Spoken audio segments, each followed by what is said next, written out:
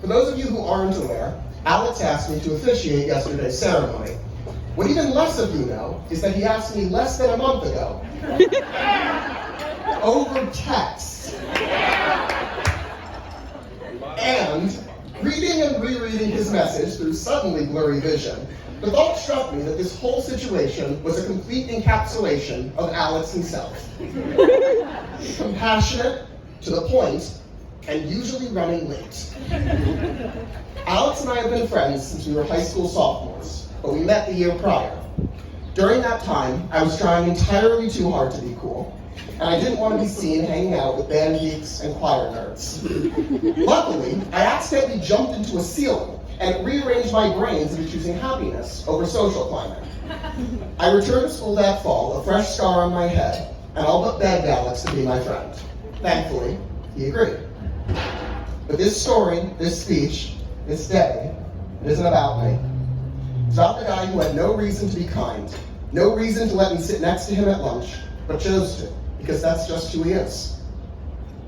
Alex's compassion, his ability to accept people, to see the good in their hearts, and help them find it in themselves, is one of his greatest qualities. It defines how he conducts himself as a teacher, it influences him around his friends, and it is the bedrock of his relationship with Megan. There's also a directness to Alex that I've always respected and never quite been able to replicate, though I will try with this speech. He is never afraid to speak his mind, but in doing so, never sacrifices his innate compassion. I've always known, and I'm sure I'm not alone in this, that you can go to Alex for advice and trust that he's going to present a path forward no matter what the circumstances. Now, how quickly you're going to get a response from him, that's another story.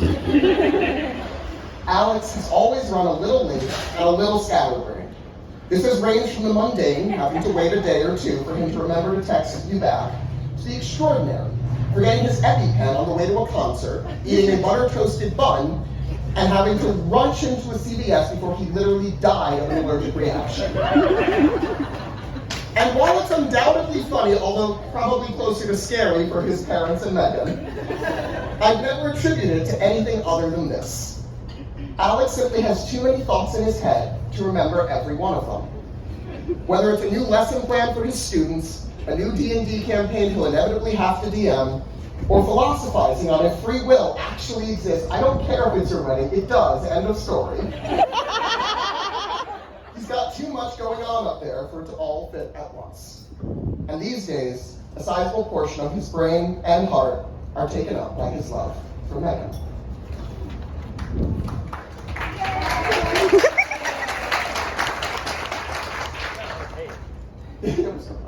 My introduction to Megan was a 3-second video Alex sent of her flipping off the camera with both middle fingers and shyly saying hi.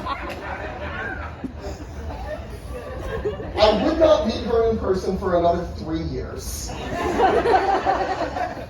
During that time, I had to endure Alex talking incessantly about this real pretty girl who looked beautiful when she gets up in the morning and her hair's all messy.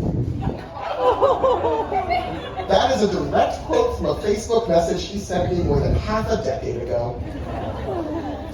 And the whole time, there was one thing coming through loud and clear.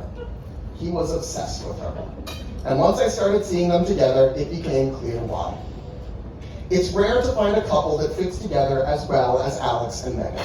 They complement each other, bringing out their strengths and covering their weaknesses. There's a quiet energy between them, a union that transcends words or touch.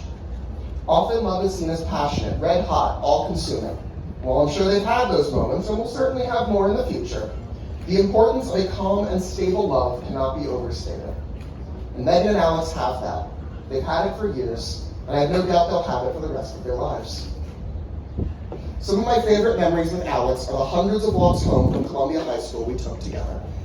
Alex lived a lot closer to school than I did, and our paths diverged only after a few blocks. So we'd stand on a street corner and chat about nothing and everything for hours. I barely remember anything we talked about, though I'm sure it was of the utmost importance at the time. But I do remember how at ease I felt, how open and trusting and safe. Having a friend like that, A friend that you can be your most authentic self with and receive their most authentic self with in return. That's not rare. It's one of a kind. I'm so honored to be your friend. I'm so honored to be your best man. And I am so honored that I get to continue to be a part of yours and Megan's life forever. I love you, my best friend, to Alex and Megan.